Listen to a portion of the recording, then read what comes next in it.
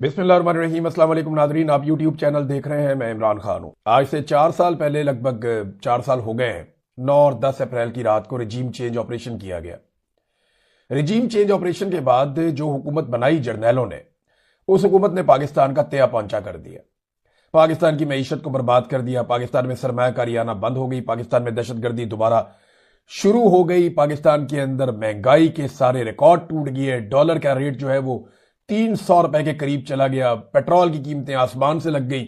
बिजली की कीमतें इनको बढ़ानी पड़ गई। आलमी सतह पर रुसवाई, पाकिस्तान के अंदर रुसवाई, इन्होंने बेड़ा ही गर्क कर दिया हर चीज का 2 सालों में। इस बीच में जनरल बाजवा, जिसने रिजीम चेंज ऑपरेशन किया था इस चक्कर में कि नई आने वाली हुकूमत उसे एक्सटेंशन दे देगी, जनरल बाजवा को जलील और रुसवा होकर फौज से निकलना पड़ा और जनरल बाजवा को एक्सटेंशन नहीं मिली। जनरल बाजवा के बाद जनरल आसिम मुनीर साहब आ गए। अब जनरल आसिम मुनीर के आने के बाद उम्मीद की गई शुरू में कि शायद मामला ठीक हो गए। इमरान खान साहब ने इसकी अप्रूवल भी दी थी उस वक्त और यह कहा था ठीक है, जो फैसला हुकूमत करे वो कर ले। एक नया जर्नैल आया, शायद सियासत में मुदाखलत बंद हो जाए। लेकिन आसिम मुनीर साहब ने पिछले सारे रिकॉर्ड भी तोड़ दिए और फिर यही सारा सिलसिला चलता रहा। अब 2 साल इन्होंने मुल्क को तबाही फेर दी और जुल्म और बर्बरियत की इंतहा कर दी इन्होंने। खास तौर पे 2023 में जनरल आसिम मुनीर के आने के बाद बहुत तबाही फेरी गई। जनरल बाजवा के आखिरी दिनों में इमरान खान साहब को गोली भी लगी। अरशद शरीफ शहीद भी हो गए। ये सारे वाकयात उस दौर में हो रहे थे और उसके बाद 2 साल की तबाही के बाद इन्होंने इलेक्शन करवा दिया पाकिस्तान में, इमरान खान को जेल में रखते हुए। तो आज से ठीक 2 साल पहले 2024 में 8 फरवरी ही के दिन एक इलेक्शन होता है पाकिस्तान में और पाकिस्तानी जुल्म का बदला वोट से ले लेते हैं। जेल में बैठा हुआ शख्स इनको इलेक्शन हराकर जीत गया और इमरान खान ने झंडे गाड़ दिए पूरे पाकिस्तान में। इन्होंने बड़ा जुल्म किया, इंतखाबी निशान भी नहीं दिया, बंदे उठा के जेलों में डाले, जबरदस्ती अगवा बराए बयान करवाए, बंदे जेलों में जबरी तौर पे लापता, गुमशुदा। सहाफियों को उठा लिया, उन्हें गुमशुदा कर दिया। शायरों को उठा लिया, उन्हें गुमशुदा कर दिया। मार मार के इन्होंने मार कुटाइयों की इंतहा कर दी पाकिस्तान की मिलिट्री एस्टेब्लिशमेंट ने आसिम मुनीर की क्यादत में। और इन्होंने पूरी कोशिश की कि कुछ भी करके इमरान खान इलेक्शन हार जाए, लेकिन इमरान खान इलेक्शन जीत गया 2/3 अक्सरियत से। लेकिन जब इमरान खान 2/3 अक्सरियत से इलेक्शन जीत गया तो रात के एक पहर में, यानी लेट नाइट 12 बजे के आसपास की बात है, 11-12 बजे, सिकंदर सुल्तान राजा वो बड़ी उजलत और परेशानी में इलेक्शन कमीशन ऑफ पाकिस्तान के दफ्तर से निकला। अब ये चीफ इलेक्शन कमिश्नर है पाकिस्तान का, ये रिकॉर्ड का हिस्सा है, इसके निकलने की बाकायदा सबूत मौजूद है। सिकंदर सुल्तान राजा बगैर अपने प्रोटोकॉल के, बगैर अपनी सिक्योरिटी के गाड़ी में बैठता है और अचानक निकल जाता है इलेक्शन कमीशन ऑफ पाकिस्तान के दफ्तर से। और यह वो वक्त है जब इलेक्शन रिजल्ट्स बनाए जा रहे थे, यानी इलेक्शन रिजल्ट बन रहे हैं। तो हाउ इज इट पॉसिबल कि एक इतना सीनियर ऑफिसर निकल जाए अपने ऑफिस में से और वो छोड़कर चला जाए अचानक से, बगैर प्रोटोकॉल के। उसे बुलाया गया और उसको प्रोटोकॉल छोड़कर जाना पड़ा कि कोई मैं सबूत ना छोड़ूं। फिर जब दफ्तर के अमले से पूछा गया, मुख्तलिफ लोगों से सहाफियों ने राब्ता करना शुरू किया कि जनाब ये सिकंदर सुल्तान राजा साहब गायब किधर हो गए हैं, चीफ इलेक्शन कमिश्नर। तो इस पे अलग अलग किस्म के जवाब दिए गए। यानी कोई बंदा कुछ कह रहा था, कोई कुछ कह रहा था, कोई कह रहा था घर गए, कुछ कह रहा था कहीं मीटिंग में गए, कोई कह रहा था कहीं और गए। हर एक का जवाब अलग अलग था। तो जब अलग अलग जवाब आना शुरू हुए तो शक और शुबा बढ़ना शुरू हुआ और फिर रिजल्ट रुक गए। जब रिजल्ट रुक गए तो उस वक्त मैंने एक वीडियो की थी कि अब तक के रिजल्ट क्या है। उस वक्त तक पाकिस्तान तहरीक इंसाफ जो है वो 180-81 नशिस्तों पे पाकिस्तान में जीत रही थी। पहले आप ये वीडियो देखेंगे, उस वक्त जब रिजल्ट रुक गए थे तो तब मैंने आपको क्या कहा था, ये सुनिए आप। मैं टाइम पहले आपको इसलिए बताने जा रहा हूं ताकि ये रिकॉर्ड का हिस्सा रहे। इस वक्त तमाम टीवी चैनल्स, उनकी मॉनिटरिंग भी हो रही है। हम अपने तौर पर रिजल्ट इकट्ठे कर रहे हैं और जो नताइज मुख्तलिफ जगहों से आ रहे हैं उन सबको इकट्ठा करने के बाद मैं आपके सामने एक सूरत-ए-हाल रखने वाला हूं। और ये वीलॉग मैं चाहता हूं रिकॉर्ड का हिस्सा रहे ताकि हम इसको याद दिला सकें। 12 बजने में 15 मिनट बाकी हैं।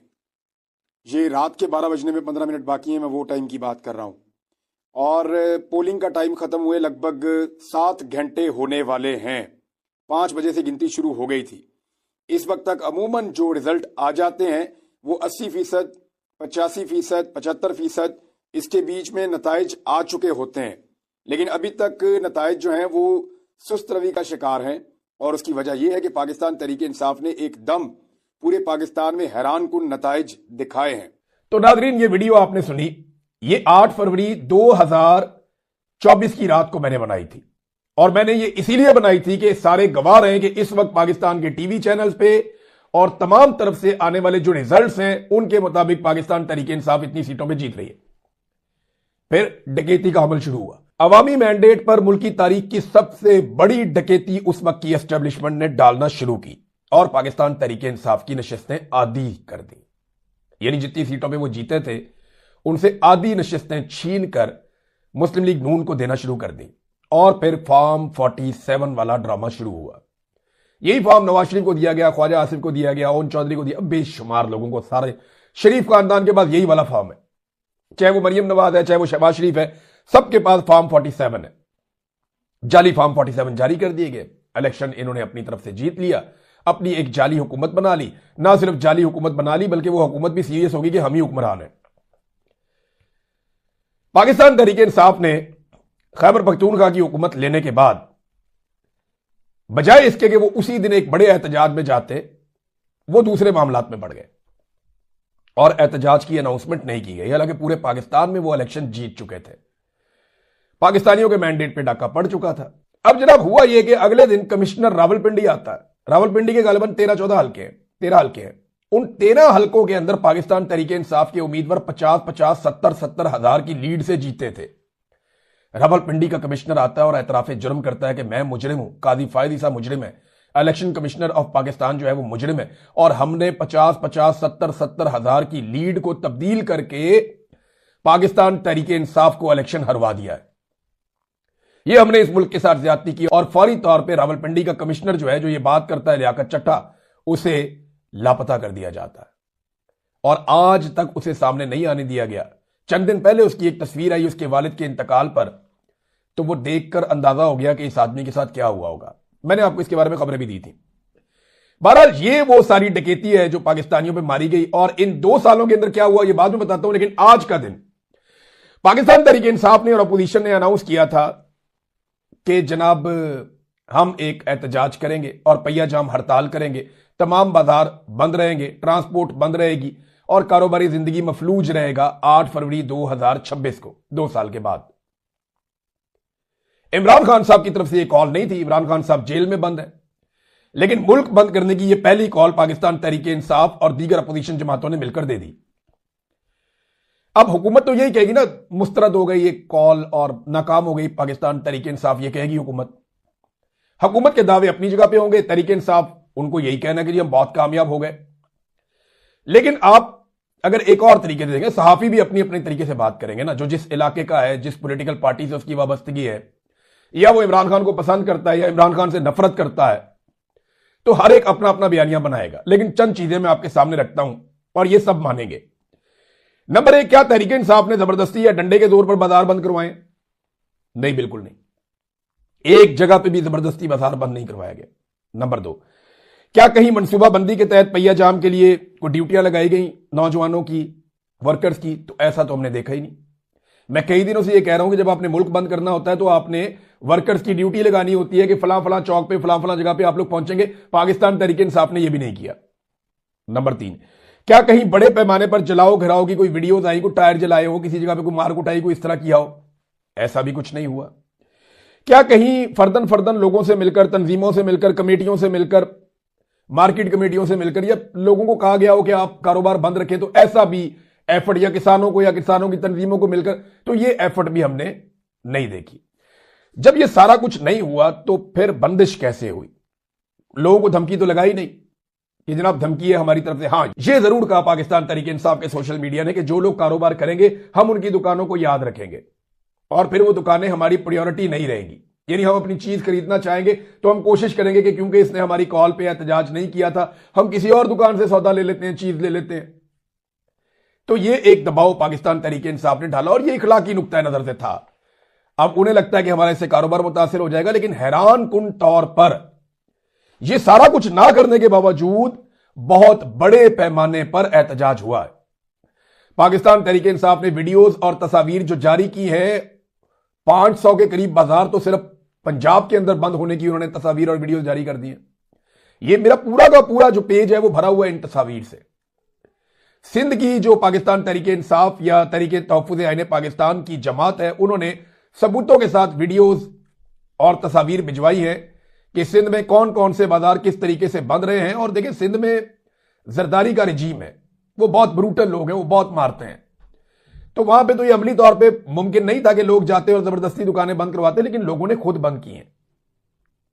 इसका मतलब है लोगों को इस बात का शऊर है कि उनके मैंडेट पे डाका डालने के बाद पाकिस्तान के साथ ज्यादती हुई है, लिहाजा वो इस कॉल के साथ खड़े हुए हैं। ये अलार्मिंग सिचुएशन है पाकिस्तान की एस्टेब्लिशमेंट के लिए। देखिए, हुकूमत कुछ भी कहती रहे, पंजाब बंद हुआ है, बहुत सारे इलाकों में बंद हुआ है, बड़े पैमाने पर बंद हुआ है, बिल्कुल 0-0 तो नहीं हुआ, लेकिन बंद हुआ है। बड़ी बड़ी मार्केटें बंद हुई हैं, बड़े बड़े इलाके बंद हुए हैं। 500 के करीब बाजारों की फुटेजेस तो आ चुकी हैं अब तक। तो ये बंद हुई हैं तभी फुटेजेस आई है ना। ऐसा तो नहीं हुआ कि एमपीएस ने, एमएनएस ने, ओहदेदारों ने जाके प्रैक्टिकली बंद करवाया। नहीं, कॉल दी थी कि बंद कर दे, लोगों ने बंद कर दिया अपने से लोग बंद कर दें। ये मिसाल पाकिस्तान में ऐसा सच नहीं मिलती। और मजहबी मामले पे हो सकता है, लेकिन इस तरह नहीं हो सकता कि एक सियासी नुक्ता नजर से एक जमहूरी मामले के ऊपर लोग इतनी बड़ी कॉल को कामयाब बनाए। ये 8 फरवरी 2024 वाला मामला तकरीबन रिपीट हो गया है जो ताजिरों ने कर दिया। देखिए, ताजिर अपना माली नुकसान नहीं करता कभी भी, लेकिन लोगों ने अपने कारोबार बंद किए हैं। आम आदमी ने अपना इम्तिहान पास किया था 2024 में। आज ताजर कम्युनिटी ने और जितने भी लोग कारोबारी हैं, उन सब ने साबित किया कि वो इस मैंडेट चोरी के खिलाफ रद्द-ए-अमल दे रहे हैं। पुलिस कई जगहों पे जबरदस्ती दुकानें खुलवा रही थी। देखिए ना, अगर पुलिस निकले डंडे लेकर और 7 बंदे लेकर निकले और ढूंढ ढूंढ के दुकानें खुलवाए, तो इसका मतलब यह है कि फिर तो हड़ताल कामयाब हो गई, क्योंकि डंडों के जोर पे बंद नहीं करवाई थी, लेकिन डंडों के जोर पे दुकानें खुलवा के वीडियो बनवाने की कोशिश की गई है। अब ये एक जर्नल कॉल थी कि जनाब आपका मैंडेट चोरी हुआ है, आपका सबसे मकबूल लीडर जो है वो जेल में बंद किया हुआ है, और मुल्क में लगातार जो है वो नीचे की तरफ ही मुल्क जा रहा है, मुल्क डूब रहा है, लिहाजा आप इस हड़ताल में शामिल हो जाएं। तो लोगों ने जो किया अज खुद किया, और हैरान कुन तौर पे इसका नतीजा आया। ये नताइज आप सोशल मीडिया पे लगातार देख रहे हैं। तो ये पाकिस्तान तहरीक इंसाफ को एक कॉन्फिडेंस इससे मिलेगा कि कम से कम उनकी कॉल के ऊपर लोगों ने बड़े पैमाने पर लब्बैक कहा है। अगर नहीं सारी कामयाब हुई तो बहुत बड़े पैमाने पर कामयाब हुई। देखिए, बगैर ताकत के इस्तेमाल के, बगैर प्रैक्टिकल एफर्ट के, यानी एफर्ट यही थी ना कि लोगों तक पैगाम पहुंचाना है, एक मोमेंटम बनाना है, वो बना रहे हैं। स्ट्रीट मूवमेंट की तैयारी तो वो कर रहे हैं, लेकिन जो कॉल इन्होंने दी थी वो कॉल में ये कामयाब हुए हैं, बहुत हद तक कामयाब हुए हैं। और बलूचिस्तान से कुछ मारधाड़ की तस्वीर वीडियोस आई हैं, और कुछ पंजाब और सिंध से भी इसी तरह के मनाजिर आए हैं। खैबर पख्तूनख्वा पे देखे ना, मुस्लिम लीग नून के कुछ रहनुमाओं ने दावे किए थे चंद बाजारों के नाम लेकर कि ये बाजार बंद नहीं हो सकता, ये बाजार बंद नहीं हो सकता। कोई कह रहा था फलाना बाजार बंद नहीं हो सकता, तो बाजारों के नाम ले रहे थे। आज नौजवान उन बाजारों में खड़े होकर वीडियोस बना के उन नून लीगी रहनुमाओं को दिखा रहे थे कि देखो ये बाजार भी बंद है, तुमने कहा था कि ये बाजार बंद नहीं होगा, तो ये देखो ये बाजार भी बंद है, तुमने कहा था कि ये बाजार बंद नहीं होगा, तो देखो ये बाजार भी बंद है। तो ये इस किस्म के चैलेंजेस का लोग नौजवान जवाब भी दे रहे थे, वो रिस्पॉन्ड कर रहे थे कि देखो तुम्हारे जो चैलेंजेस थे वो हमने पूरे कर दिए, बाजार बंद हो गए और हमने जबरदस्ती बंद नहीं करवाए। तो ये मारधाड़ के विजुअल्स भी आ रहे थे, गिरफ्तारियों के विजुअल्स भी आ रहे थे, और ये सारी चीजें हम देख रहे थे। उमर डार की अहलिया और उनकी वालदा जो हैं रेहाना डार साहिबा, रूबा डार साहिबा उनकी अहलिया हैं, और रेहाना डार साहिबा उनकी वालदा हैं, उन्हें भी गिरफ्तार कर लिया गया। ये नाजरीन अब तक की इस हड़ताल की सूरत हाल थी। अगर ओवरऑल मैं देखूं तो बगैर फिजिकल एफर्ट के, यानी लोगों को जबरदस्ती नहीं किया इन्होंने, मैंने जो चीजें आपको बताई वो नहीं की, नॉर्मली ऐसे ही। अब अल्ताफ हुसैन जब बंद करते थे कराची को, हैदराबाद को, तो उनके लोग निकलते थे, उनको पता था पॉइंट्स का, वो चौकों के अंदर जाके टायर चला के बैठ जाते थे। थोड़ी देर बाद अवाम निकल के उनकी आ जाती थी तो कराची बंद हो जाता था। लेकिन इस तरह कभी नहीं हुआ कि कॉल दी और कोई भी नहीं निकला और बंद हो गया। ये पहली मर्तबा इतने पुरअमन तरीके से एक ऐसी जिद्दोजहद हुई है। देखिए, पॉलिटिकल पार्टीज कुछ भी कहें, हुकूमत कुछ कहे, अपोजिशन कुछ कहे, ये एस्टेब्लिशमेंट के लिए परेशान होने की बात है कि अब पाकिस्तान तहरीक इंसाफ या तहरीक तहफ्फुज़ आईन पाकिस्तान लोगों के साथ इतनी जुड़ी हुई है कि उनकी एक कॉल के ऊपर वो बंदिश कर सकते हैं और बड़े पैमाने पर कर सकते हैं, और फिजिकल एफर्ट अगर वो इसके अंदर डाल देते हैं तो ये मजीद कामयाबी की तरफ चली जाएगी। तो एस्टेब्लिशमेंट फिर इकोनॉमी कैसे चलाएगी? एस्टेब्लिशमेंट के लिए बड़े सीरियस चैलेंजेस हैं इसमें, और उनको ये समझना पड़ेगा कि इमरान खान की जिद के अंदर, यानी आसिम मुनीर साहब को जिद है ना, मैंने इमरान खान को नहीं छोड़ना, क्योंकि वो आ जाएगा तो मुझे नहीं छोड़ेगा, उनको ये डर लगता है। अब आसिम मुनीर साहब का खौफ, उनकी अना और उनकी जिद, इन चीजों ने पाकिस्तान का बेड़ा गर्क करके रख दिया। एक आदमी की जिद है कि मैंने, सारी फौज जानती है, एक फौजी जानता है, मेरा एक जवान जानता है कि इमरान खान बेगुनाह है। एक फौजी जवान ये बात जानता है कि इमरान खान बेगुनाह है, साइफर कोई जुर्म नहीं था। अपनी बीवी से शादी करना, इद्दत वाला केस, वो कोई जुर्म नहीं था। ये तोशाखाना से कोई तोहफा खरीद लेना, ये कोई जुर्म नहीं था, सारे ही खरीदते हैं। ये जर्नैल भी खरीदते हैं, ये सियासतदान भी खरीदते हैं, सबके पास होते हैं। इमरान खान की बीवी ने भी खरीद लिया, ये कोई जुर्म नहीं था। ये सारे फौजी जानते हैं। मेरा एक जवान, चाहे वो बॉर्डर पे खड़ा हुआ है, चाहे वो इस्लामाबाद में है, चाहे वो GHQ में है, चाहे वो किसी भी ड्यूटी पे है, चाहे वो किसी बैरक के अंदर है, मेरा एक जवान पाकिस्तान का फौजी ये जानता है कि इमरान खान बेगुनाह है। ये सिर्फ फौज के सरबराह आसिम मुनीर, जो अभी सरबराह है इस वक्त, हमेशा तो नहीं रहेगा, आसिम मुनीर की एक जिद और बाद में एक खौफ कि यार पता नहीं मेरे साथ अब क्या होगा, जितना जुल्म मैंने कर दिया है। ये इसकी वजह से इमरान खान जेल में, और कोई वजह नहीं है। और इमरान खान के जेल में होने की कीमत पूरा पाकिस्तान चुका रहा है। ये 25 करोड़ पाकिस्तानी चुका रहे हैं। मैं बसंत के मौके पे नवाज शरीफ साहब की तस्वीर वीडियो देख रहा था, गुड़ियां उड़ी हैं जी। अब मैंने कुछ मनाजिर ऐसे देखे हैं, मेरे दोस्तों से बातचीत हुई है, उन्होंने कहा जी गुड़ियां उड़ी हैं, और लाहौरियों ने कुछ हद तक बसंत मनाई है। जब हवा चली है तो फिर बसंत तो हुई है, लेकिन पहले जैसी तो नहीं हो सकती थी, और क्योंकि वो एक मोमेंटम टूट गया 20-25 साल का। लेकिन लोगों ने बसंत मनाई है। और एक जो इस्लामाबाद में अनफॉर्चुनेट इंसिडेंट हुआ दहशतगर्दी का, खुदकुश हमले का, उसने भी गहना दिया बसंत की एक एंजॉयमेंट थी, उसको उसने कमजोर कर दिया। मैं नवाज शरीफ की तस्वीर देख रहा था, वीडियोस देख रहा था, ये बसंत के बीच में नवाज शरीफ साहब अपनी फैमिली के साथ, फैमिली फ्रेंड्स के साथ सेलिब्रेशंस कर रहे थे बसंत की। तो मैं देख रहा था कि मियां साहब के चेहरे के ऊपर ना एक अजीब सी चीज मुझे अब नजर आती है। गुज़िश्ता कुछ अरसे से मैं ये नोट कर रहा था। मैंने बड़ा लंबा अरसा कवरेज की है मुख्तलिफ पॉलिटिकल पार्टीज की, तो मुझे PMLN की भी कवरेजेस करने का मौका मिलता रहा बतौर रिपोर्टर। तो नवाज शरीफ साहब ऐसे नहीं होते थे जैसे वो अब हो गए। आप उनकी अगर तस्वीर देखें ना, तो उनके चेहरे पे कोई खुशी आपको दिखाई नहीं देगी, कोशिश करके भी। एक अजीब सी फिक्रमंदी है, जैसे एतमाद का फुकदान होता है, कॉन्फिडेंस नहीं है उनके चेहरे में। उनकी आंखें ऐसे फटी फटी सी होती हैं, यानी जैसे कोई बंदा परेशान है। कोई इत्मीनान मियां साहब के चेहरे के ऊपर नहीं है, नॉर्मल नहीं है। मियां साहब की ड्रेसिंग भी बड़ी अब नॉर्मल सी है, यानी ड्रेसिंग सेंस मियां साहब की अपनी नहीं है। उन्होंने सारी जिंदगी बेहतर कपड़े पहने हैं, लेकिन अब जो कपड़े उन्हें पहनाकर भेजा जाता है वो ऐसे लगता है किसी बच्चे को तैयार करके किसी ने भेज दिया है। अजीब अजीब कलर उन्हें पहना दिए जाते हैं, अजीब अजीब ब्रांड उनके जिस्म पे चढ़ा दिए जाते हैं मियां साहब के। ऐसा लगता है कि वो खुद तैयार भी नहीं होते, कोई और उन्हें तैयार करता है। तो इक्तदार में होने के बावजूद मियां साहब का ये चेहरा, उनकी तस्वीर, उनकी वीडियो, ये बड़ी अजियतनाक दिखाई देती है। यानी जिस तरह के उनका चेहरे पे एक रौनक होती थी मियां साहब की, अब वो दिखाई नहीं दे रही। जिस मियां नवाज शरीफ को मैं जानता हूं, ये वो वाला नहीं है। देखिए, ये एक मुझे दुख हुआ देख के। प्रैक्टिकली मुझे 3 दफा पाकिस्तान के वजीर आजम रहे, और लेकिन अभी इनके इक्तदार है, उनका भाई वजीर आजम है, उनकी बेटी जो है उसको वजीर आला बनाया गया, जाली इक्तदार उन्हें दिया गया। लेकिन इसके बावजूद एक मियां साहब के चेहरे पे कर्ब है, तकलीफ है। वो अगर आप देखें ना, वो अजीबोगरीब किस्म का है, एक अजियत है। यानी इबरत पकड़ने का दिल करता है कि मियां साहब के साथ हुआ क्या। यानी सारा कुछ करके, कौम को धोखा देकर भी मियां साहब को हर वक्त ऐसा लगता है जैसे कोई खुशी, कोई इत्मीनान है नहीं। अंदर से टूटा हुआ आदमी नहीं होता। इस किस्म की मियां साहब की हालत है, और ये मियां साहब ने खुद की है। अगर वो हक पे खड़े रहते तो बेशुमार लोग तकालीफ से गुजरते हैं। जो तकलीफ मैंने काटी है, मियां साहब ने उसका 10% भी नहीं काटा होगा अपनी सारी जिंदगी में। सारी जिंदगी की मियां साहब की मार कुटाइयां निकाल देना, तो जो मैंने काटी है उसका 10% भी नहीं काटा होगा। लेकिन मैं देखे खुश हूं।